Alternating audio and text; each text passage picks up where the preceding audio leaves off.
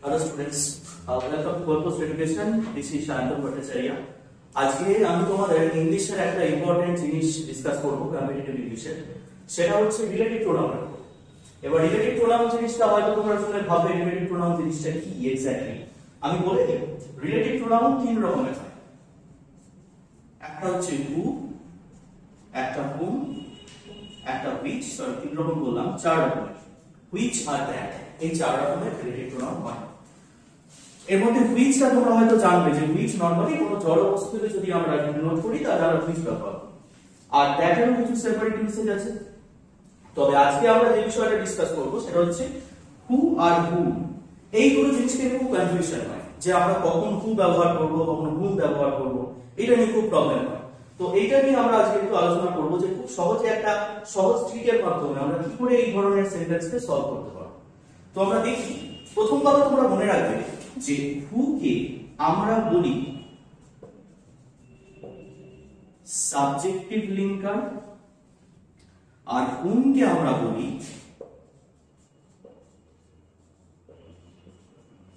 Objective linker. Relative pronoun কি করে? Relative pronoun in general দুটো জিনিসকে জয়েন করে। মানে আমরা যখন নরমালি বলি না যে who বা whom দিয়ে আমরা নরমালি কি করি, অনেক সময় কোশ্চেন করি যে who is going there বা whom are you meeting, এরকম কোশ্চেন করি। কিন্তু এই রিলেটিভ প্রোনাউনের মেইন ব্যাপার হচ্ছে এরা সবকটাই, এই যে চারটি জিনিস আমরা দেখালাম, সবকটা জিনিস কি করে, এটা অ্যাজ আ লিঙ্কার কাজ করে, অর্থাৎ এগুলো কি করে, লিংক করে। তো ব্যাপার হচ্ছে এই who কে বলছে সাবজেক্টিভ লিঙ্কার আর whom কে বলছে অবজেক্টিভ লিঙ্কার, অর্থাৎ সাবজেক্টকে রিপ্লেস করে who আর অবজেক্টকে রিপ্লেস করে whom। এবার আমাদের কি ধরনের কোশ্চেন দিয়ে থাকে সেটা হচ্ছে, দেখো আমি দুটো তিনটে সেন্টেন্স এখানে লিখেছি, তোমরা বোর্ডে দেখতে পাবে যে এক নাম্বার লিখেছি I saw the child dash made with an accident। ঠিক আছে, এই ধরনের সেন্টেন্স আমাদের পরীক্ষায় আমরা খুব দেখি যে এখানে who হবে না whom হবে। তো এই প্রথম যে সেন্টেন্সটা আছে এটা খুব সোজা সেন্টেন্স। এটা নরমালি আমরা কি করি, এটা এই ধরনের সেন্টেন্স নরমালি আমরা বাংলা করে ফেলতে পারি যে আমি ছেলের বাচ্চাটাকে দেখেছিলাম যে অ্যাক্সিডেন্টে মিট করেছিল। তো এটা তোমরা খুব নরমালি বুঝতে পারছো যে যেটা আনসার হবে who। Hello students, welcome to Purpose Education. This is Shantanu Bhattacharya. আজকে আমি তোমাদের ইংলিশের একটা ইম্পর্টেন্ট জিনিস ডিসকাস করব কম্পিটিটিভ ইংলিশে। সেটা হচ্ছে রিলেটিভ প্রোনাউন। এবার রিলেটিভ প্রোনাউন জিনিসটা হয়তো তোমরা শুনে ভাববে রিলেটিভ প্রোনাউন জিনিসটা কি এক্স্যাক্টলি। আমি বলে দিই, রিলেটিভ প্রোনাউন তিন রকমের হয়। একটা হচ্ছে who, একটা whom, একটা which, সরি তিন রকম বললাম, চার রকমের। which আর that, এই চার রকমের রিলেটিভ প্রোনাউন হয়। এর মধ্যে whichটা তোমরা হয়তো জানবে যে which নরমালি কোনো জড় বস্তুকে যদি আমরা নোট করি তাহলে আমরা which ব্যবহার করি। আর that এরও কিছু সেপারেট ইউসেজ আছে। তবে আজকে আমরা যে বিষয়টা ডিসকাস করব সেটা হচ্ছে who আর whom। এই দুটো জিনিসকে খুব কনফিউশন হয় যে আমরা কখন who ব্যবহার করব, কখন whom ব্যবহার করব, এটা নিয়ে খুব প্রবলেম হয়। তো এইটা নিয়ে আমরা আজকে একটু আলোচনা করব যে খুব সহজে একটা সহজ ট্রিকের মাধ্যমে আমরা কি করে এই ধরনের সেন্টেন্সকে সলভ করতে পারব। তো আমরা দেখি, প্রথম কথা তোমরা মনে রাখবে যে who কে আমরা বলি সাবজেক্টিভ লিঙ্কার আর whom কে আমরা বলি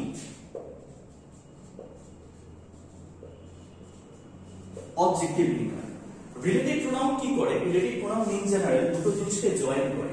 মানে আমরা যখন নরমালি বলি না যে who বা whom দিয়ে আমরা নরমালি কি করি, অনেক সময় কোশ্চেন করি যে who is going there বা whom are you meeting, এরকম কোশ্চেন করি। কিন্তু এই রিলেটিভ প্রোনাউনের মেইন ব্যাপার হচ্ছে এরা সবকটাই, এই যে চারটি জিনিস আমরা দেখালাম, সবকটা জিনিস কি করে, এটা অ্যাজ আ লিঙ্কার কাজ করে, অর্থাৎ এগুলো কি করে, লিংক করে। তো ব্যাপার হচ্ছে এই who কে বলছে সাবজেক্টিভ লিঙ্কার আর whom কে বলছে অবজেক্টিভ লিঙ্কার, অর্থাৎ সাবজেক্টকে রিপ্লেস করে who আর অবজেক্টকে রিপ্লেস করে whom। এবার আমাদের কি ধরনের কোশ্চেন দিয়ে থাকে সেটা হচ্ছে, দেখো আমি দুটো তিনটে সেন্টেন্স এখানে লিখেছি, তোমরা বোর্ডে দেখতে পাবে যে এক নাম্বার লিখেছি I saw the child dash made with an accident। ঠিক আছে, এই ধরনের সেন্টেন্স আমাদের পরীক্ষায় আমরা খুব দেখি যে এখানে who হবে না whom হবে। তো এই প্রথম যে সেন্টেন্সটা আছে এটা খুব সোজা সেন্টেন্স।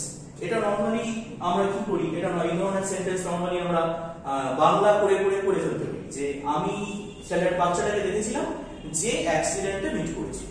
তো এটা তোমরা খুব নরমালি বুঝতে পারছো যে যেটা আনসার হবে who। অথবা আমরা যদি সেকেন্ড সেন্টেন্সটা দেখি যে I know the girl dash my father has decided। আমি সেই মেয়েটাকে জানি যাকে আমার বাবা ইনসাল্ট করেছিল। তো আমরা দেখতে পাবো যে এই ধরনের সেন্টেন্স তোমরা এখানেও মোটামুটি বাংলা করে দেখো করে ফেলতে পারছো যে হু, রাইট। তো ব্যাপার হচ্ছে এইরকম সেন্টেন্স যদি এক আর দুই সেন্টেন্স আমরা দেখি এর জন্য খুব একটা প্রবলেম হয় না, কিন্তু যখনই সেন্টেন্স গুলো একটু বড় হয়, অর্থাৎ যেখানে একাধিক পার্ট আছে বা একাধিক ক্লজ আছে, তখন কিন্তু বাংলা করলে কখনো কখনো মনে হতে পারে হু হবে, কখনো কখনো মনে হতে পারে হুম হবে। তো আমরা এখানে একটা ট্রিকের মাধ্যমে দেখবো যে কি করে তোমরা কোন রকম বাংলা মিনিং এর মধ্যে না গিয়ে খুব ছোট্ট করে একটা সিম্পল ফর্মুলার মাধ্যমে শিখে নিতে পারবে যে হু হবে না হুম হবে। চলো তাহলে দেখে নিই।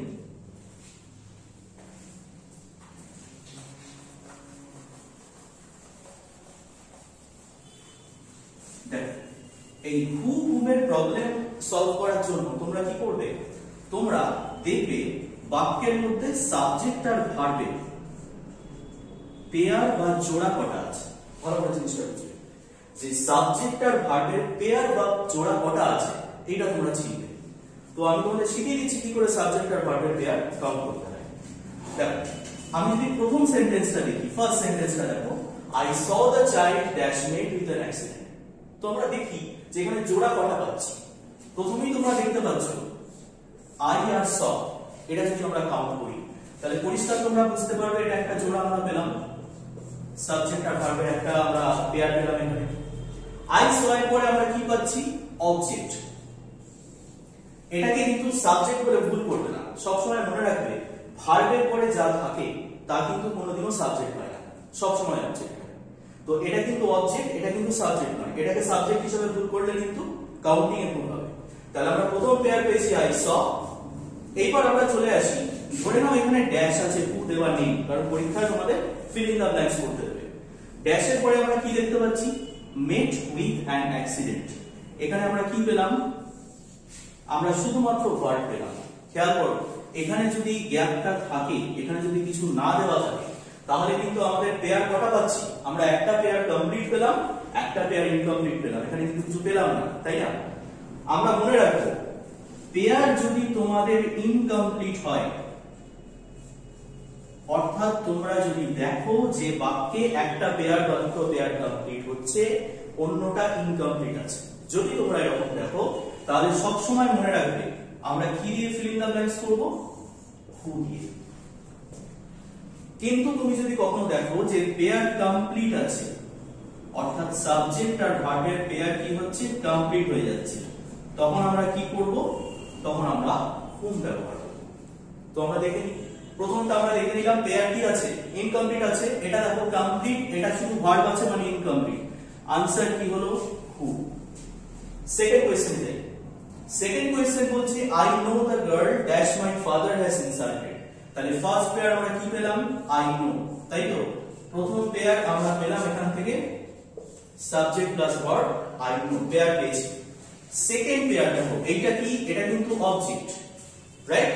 আমরা বলেছি ভার্বের পরে কি থাকে, অবজেক্ট থাকে, তাহলে ভার্বের পরে কি আছে, অবজেক্ট আছে। ড্যাশের পরে আমরা কি পাচ্ছিলাম, ধরো এটা দেওয়া নেই, ধরো এটা দেওয়া নেই, ড্যাশের পরে কি দেওয়া আছে, মাই ফাদার হ্যাজ ইনসাল্টেড। দেখো আমরা যদি এটাকে দেখি, মাই ফাদার হ্যাজ ইনসাল্টেড, এখানে আমরা কি পাচ্ছি, সাবজেক্ট প্লাস ভার্ব দুটোই পেলাম না, সাবজেক্টও পেলাম ভার্বও পেলাম। তাহলে আমরা এখানে কি পেলাম, এখানে সাবজেক্ট প্লাস ভার্বের প্রথম পেয়ার পেয়েছি, এখানে আমরা সেকেন্ড পেয়ার পেলাম। তাহলে পেয়ার কমপ্লিট হলো না ইনকমপ্লিট হলো, অবভিয়াসলি কমপ্লিট হলো। আমি কি বলেছি তোমাদের, যখনই কমপ্লিট থাকছে আমরা কি আনসার করব, হুম আনসার করব। তাহলে এটার আনসার কি হচ্ছে, হুম, রাইট? তো এইগুলো সোজা সেন্টেন্স। আমরা দেখি একটু কমপ্লেক্স সেন্টেন্স যদি আমাদের দেয়, তাহলে আমরা এই ফর্মুলা করে করতে পারছি কি পারছি না সেটা আমাদের দেখার বিষয়।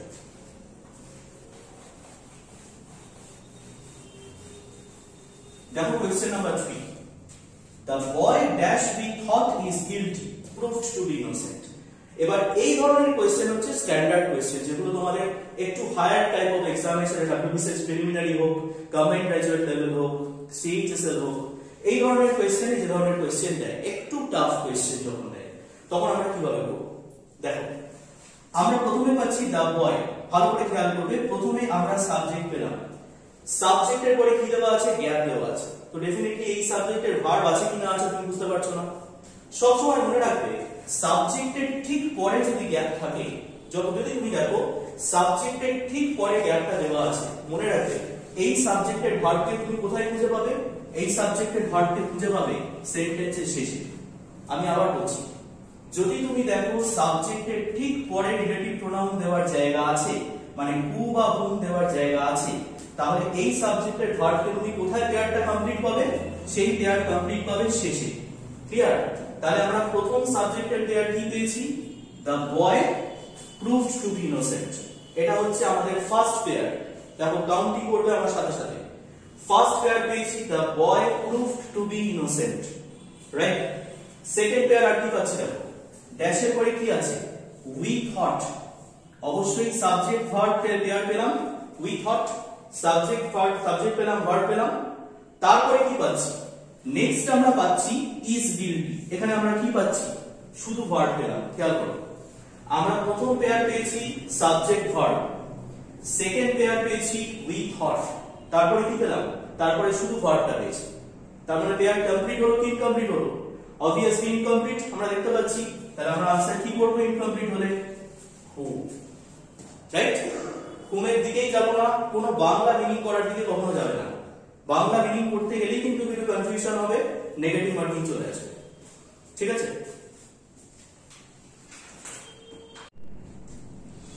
তাহলে হোপফুলি এই জায়গাটা আমরা বুঝতে পারলাম। আমরা আরেকটা एग्जांपल দেখি, তাহলে একদম জিনিসটা আমাদের ইজি হয়ে যাবে। চলো আরেকটা एग्जांपल আমরা দেখি।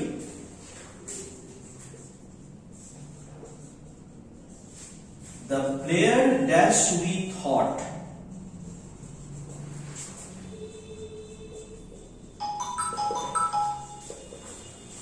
we have injured